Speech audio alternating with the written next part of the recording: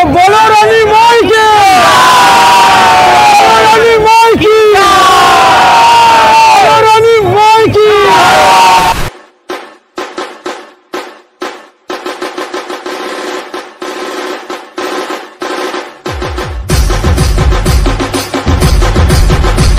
তো দাদা, এই বছর যে রানী মা এত সুন্দর গোল্ডেন সাজে সাজানো হয়েছে, তো এটা কি প্রত্যেক বছর এইভাবে তৈরি হয় রানী মা? চন্দননগরের সব থেকে বিশেষত্ব হচ্ছে আমাদের এই পুজোটা এবছরে 81তম বর্ষে পদার্পণ করেছে, 80+1।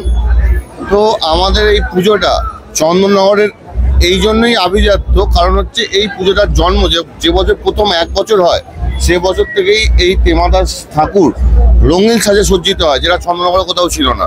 চন্দননগরের প্রথম রঙিন সাজ তেমাদা রানীমাই এবং তেমাদা জগদ্ধাত্রী শিব মন্দিরতেই হয়ে থাকে। আর এক কথায় আপনি বলতে পারেন, তেমাতা মানে উচ্চতায়, রূপে ও গুণে চারাতে মা বসে আছে আমাদেরই পাশে। বাহ! তো গাইজ, তেমাথানি মানেই চন্দননগরের বিশেষ রানীমা।